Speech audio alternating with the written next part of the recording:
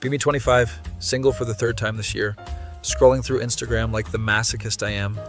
See my ex Jake just posted pics with his new girlfriend.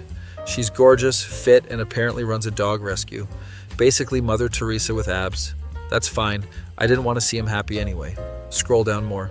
Ex before Jake, Mike, also has a new girlfriend. She's a freaking neurosurgeon who volunteers at homeless shelters. What the actual hell? Keep scrolling because I hate myself. Even Tyler from 2 years ago has a new girl. She's a yoga instructor who started her own mindfulness app.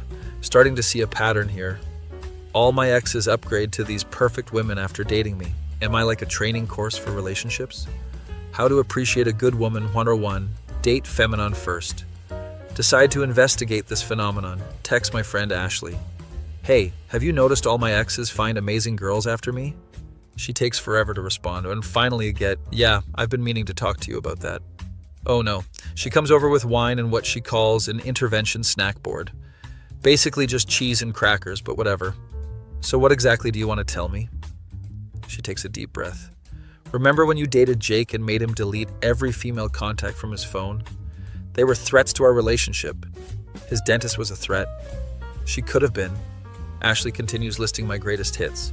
Apparently I'm the Michael Jordan of being a terrible girlfriend. Made Mike text me every 30 minutes when he was out. Got mad at Tyler for saying the waitress was efficient. Accused Jake of emotional cheating because he liked his cousin's beach photo. That bikini was basically dental floss. It was his cousin's wedding photos. Oh, Ashley's not done. Remember when you went through Mike's search history and found out he looked up your birthday because he forgot the exact date? And you called him a sociopath who didn't care about you? Starting to see the light here.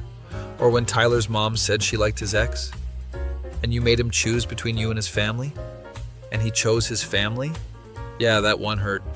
What about when Jake gained 5 pounds, and you bought him a gym membership for Christmas? Then got mad when he actually used it because you thought he was trying to impress gym girls? Jesus Christ, I'm exhausting. Pour another glass of wine. So basically I'm the practice round before they find actual human beings to date? Ashley pats my shoulder. You're not that bad, you just need to work on everything. Thanks, bestie. Spend the rest of the night going through old texts. Find the one where I told Mike his dream of being a chef was unrealistic. He now owns 3 restaurants. Find where I told Tyler his music sucked. Just saw he's touring with a major band. Told Jake his volunteer work was attention-seeking. He just won a humanitarian award. My God, I'm like a reverse life coach. Your dreams are stupid and you'll never make it. Somehow that motivates them to prove me wrong. Should start charging for this service. Feminon's school of accidentally motivating men through emotional damage. Next morning, hungover and full of regret, decide to do some soul searching. And by that I mean more Instagram stalking. Jake's girlfriend posted about their hiking trip. I made him sell his hiking gear because I thought outdoorsy girls were threats. Mike's girlfriend is at his restaurant opening. I told him restaurants were risky and he should get a real job. Tyler's girlfriend is front row at his concert. I literally hit his guitar once, having an existential crisis in my pajamas. What if I'm the villain origin story in all their success stories? I never believed in myself until my ex told me I was worthless. Her lack of support made me work twice as hard. Thanks to Femanon's emotional terrorism, I'm now living my dreams. Decide to text Jake. Hey, weird question, but did dating me make you appreciate your current girlfriend more? He reads it immediately. Typing. Stops typing. Typing. Stops. Finally responds. Honestly, yes, you taught me what I don't want in a relationship. But also thanks because now I know what healthy looks like. Well, that's brutally honest. Ask him to elaborate for science. You were jealous of my goldfish. You said it got more attention than you. Oh right, Gerald the goldfish. Rip Gerald, another casualty of my insecurity. Sarah doesn't get jealous of pets, or coworkers, or my mom, or traffic lights that keep me out 5 minutes longer. Okay, Jake, we get it. Text Mike next. Did dating me prepare you for your current relationship? OMG, yes. Thanks to you, I learned about boundaries. Specifically, how important they are. Like when you showed up at my work retreat. That was supposed to be employees only. In Hawaii. Forgot about that one. Rebecca trusts me to go places without her. Revolutionary concept, right? Starting to sense a theme. Text Tyler. LOL, yeah, dating you was like relationship boot camp. But instead of building character, you just broke down my will to live. Joking, but seriously, Emma doesn't check my phone while I'm sleeping. or put tracking apps on it, or accuse me of cheating with the coffee shop barista, who was 68 years old. Margaret was suspiciously friendly, though. Spend the next week in deep reflection, realize I've been the human equivalent of a toxic waste dump, but a useful one? Like Chernobyl, but for relationships, deadly at first, but somehow creates mutant super boyfriends. They leave me radioactive and find normal girls, who probably don't make them use location sharing 24/7, or get mad when they fall asleep during their goodnight text, have an epiphany while eating cereal at 3 p.m. I'm not a girlfriend, I'm a character development arc. Guys date me when they need to level up, like a really traumatic Pokemon evolution. Your boyfriend evolved into a better person. Femanon hurt itself in confusion. Download therapy apps. Start journaling. Dear Diary, today I realized I'm everyone's villain origin story. But at least I'm consistent. Mom calls. Sweetie, are you dating anyone? No, Mom. I'm taking a break from ruining lives. What? Nothing. Just working on myself. She sounds skeptical.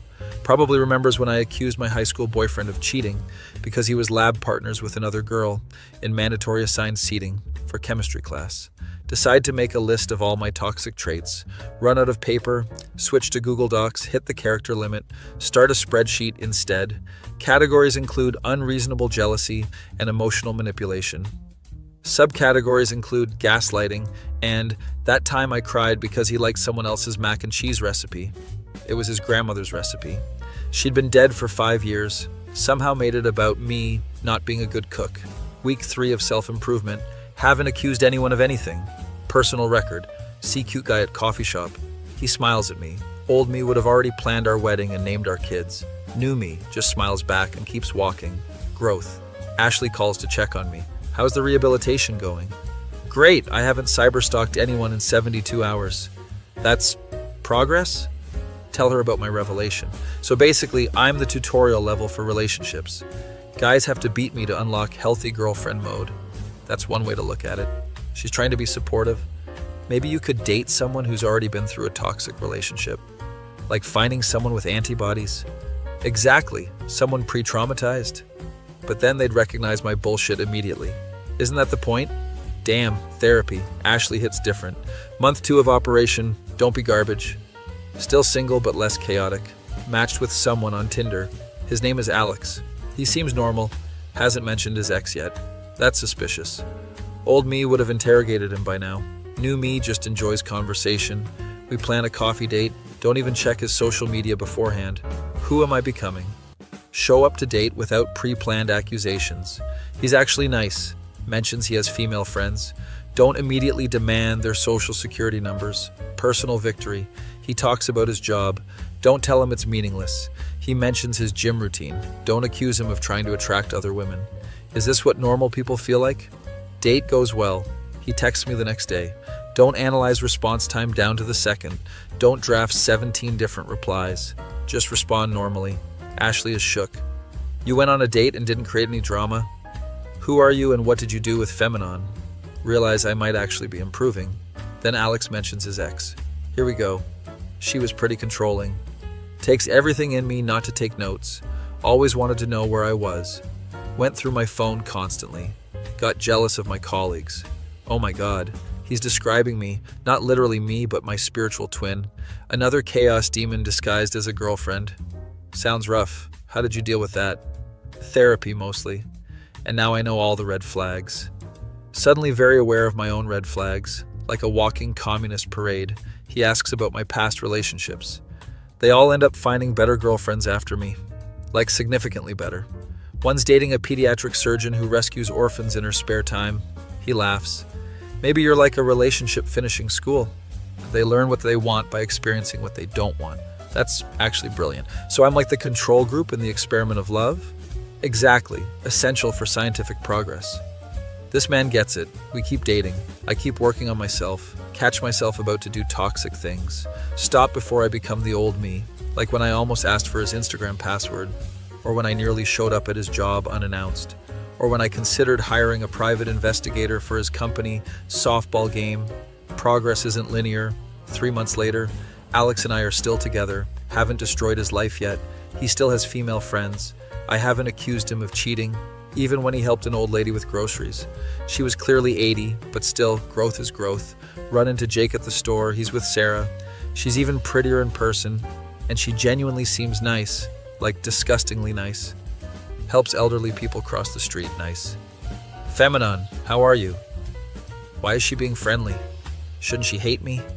We chat for a bit. She's actually cool, damn it. Jake looks happy, like really happy.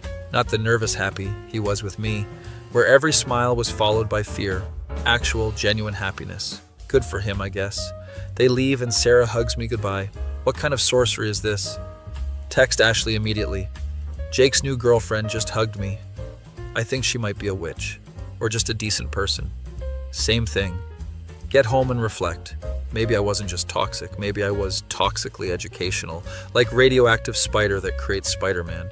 But for emotional intelligence, every guy who survived me came out stronger, more patient, more understanding, better at recognizing healthy relationships. I'm basically a superhero trainer. If superheroes train by suffering, months pass, still with Alex, still haven't ruined his life. My exes are all thriving. Jake and Sarah are engaged. Mike's restaurant got a Michelin star. Tyler's band is nominated for awards, and they all learned what not to do from me. Realize I've accidentally helped multiple relationships, just not my own, until now. Maybe that's character development, or maybe it's Stockholm Syndrome. Either way, progress. Decide to write them thank you cards. Dear Jake, thanks for not pressing charges when I keyed your car. It wasn't even about another girl. I just thought the car was too nice. Glad you found someone who appreciates material possessions. Might need more work on the wording. Alex finds my draft. Did you really key someone's car? It was a different time. Like last year? I said different, not distant. He laughs and kisses my forehead. Doesn't immediately check his car. That's true love. Or stupidity. Both work for me. 1 year anniversary with Alex. Haven't destroyed anything. He still has all his friends. His family still talks to him. His credit score remains intact. Celebrate by not checking his phone. Revolutionary concept. Ashley makes a toast. To Femanon, who learned that love isn't about possession, or obsession, or aggressive investigation. Hey, I was a product of my environment. Your environment was normal suburb. Emotional suburbs are different. She's not wrong. Get text from unknown number. Hey, this is Sarah, Jake's fiancée. Weird question, but could you be in our wedding? What? Jake said you're the reason he appreciates me so much. Like a reverse Cupid?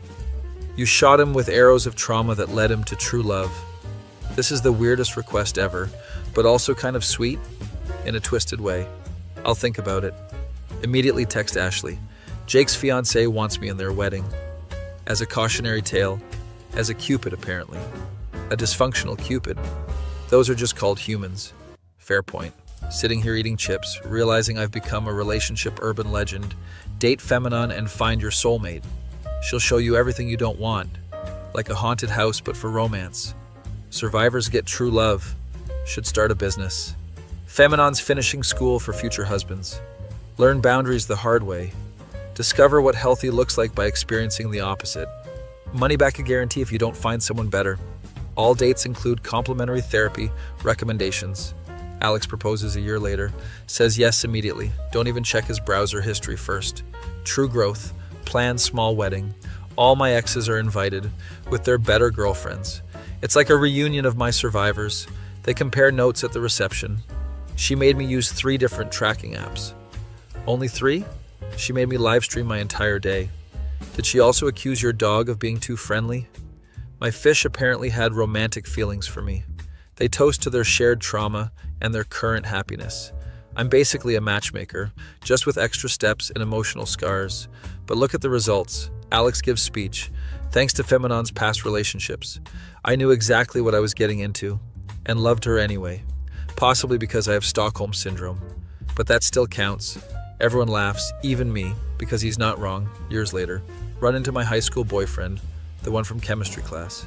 He's married with kids. Dating you prepared me for parenthood. The constant surveillance, and irrational demands, and emotional breakdowns over nothing. Basically, toddlers are just like you were at 16. Can't even be mad. He's right. Look at Alex playing with our kids. He's so patient. Probably because I've maxed out his tolerance levels. Nothing phases him anymore. Toddler has meltdown about sock color. At least she's not accusing the socks of cheating. Baby won't stop crying. Remember when you cried for 3 hours because I said bye instead of goodbye? I've accidentally created the world's most patient father. Through years of specialized torture, watch Sarah and Jake with their kids. She's teaching them about healthy relationships while he remembers what unhealthy looks like. Perfect balance. Maybe I'm not the villain in everyone's story. Maybe I'm the trial by fire, the relationship boot camp, the chaos before the calm, the what not to do manual in human form. And honestly, that's kind of beautiful in a really messed up way, just like me. Be me, 26, dating Madison for 3 years. She's constantly talking about her ideal man. Tall, rich, drives a Tesla, has abs you can grate cheese on. Meanwhile, I'm 5'10", drive a Honda Civic and have a dad bod. Tells me I'm great, but that butt is doing some heavy lifting. One day she meets Preston at her yoga class.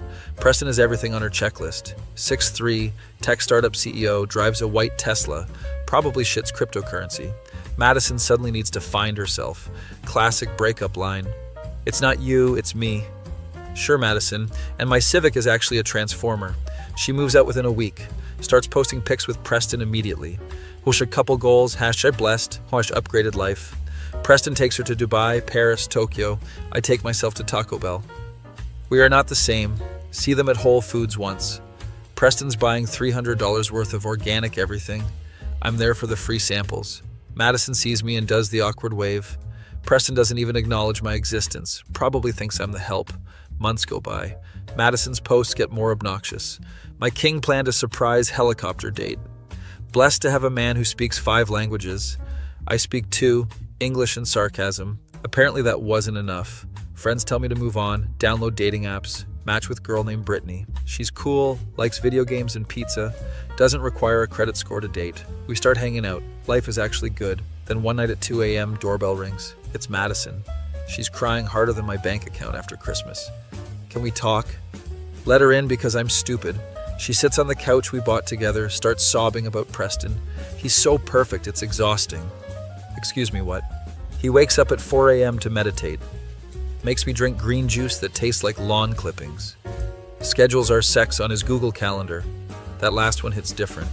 Wednesday 9 to 9:15 p.m. Intimate relations. She's still going. He corrects my grammar during arguments. Counts my calories for me. His mom calls me by his ex's name, and he says I'm being too sensitive about it. I'm trying not to laugh. Karma's working overtime tonight. He tracks everything on spreadsheets. Our relationship has KPIs. I have to submit weekly reports on my feelings. This man runs their relationship like a Fortune 500 company. He times our conversations. Says emotional discussions should last exactly 22 minutes. Then we move to action items. Madison's makeup is everywhere. She looks like a raccoon who lost a fight. And the worst part, here it comes. He doesn't eat carbs. Do you know what it's like dating someone who doesn't eat bread? He brought a food scale to Olive Garden. I'm deceased. This is better than Netflix. He makes love with his Fitbit on. Tracks his heart rate and calories burned. I got a performance review. Stop, I can't breathe. He has a PowerPoint for why we should get married. With projected ROI and growth metrics. Madison's having a complete breakdown. I miss your stupid jokes. And your normal car. And the way you eat pizza like a normal human. Not with a fork and knife analyzing the macros. She grabs my hand. I made a huge mistake. Preston's everything I thought I wanted. But he's basically a robot in a Tesla. Can we try again? Look at her tear-stained face. Remember all the times she said I wasn't enough. Think about Brittany, who likes me as I am. Madison. That's gonna be a no from me, dog. Her face drops. But we were so good together. Were we, though? You left me for a human spreadsheet, who apparently makes love like he's doing CrossFit.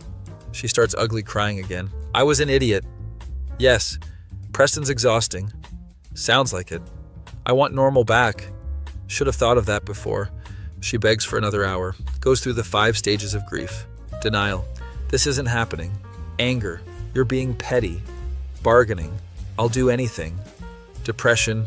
More raccoon tears. Acceptance. Just kidding. Back to denial. Finally get her an Uber. She leaves still sobbing. Check Instagram the next day. She's already deleted all Preston pics. Posted a quote about knowing your worth. The audacity. Week later, see Preston at Starbucks. He's with a new girl, probably upgrading to Madison 2.0 with better spreadsheet compatibility. He nods at me. I nod back. Mutual survivors of Hurricane Madison. Brittany and I are still dating. She doesn't have a checklist, doesn't track our relationship metrics, just likes being happy. Revolutionary concept. Madison texts me occasionally. I miss us. Preston got engaged to someone else. She probably submits her reports on time. Wish I appreciated what I had. I leave her on read. Some lessons cost a Tesla and a trip to Dubai. Others just cost your dignity at 2 a.m. Either way, my Civic and I are doing just fine.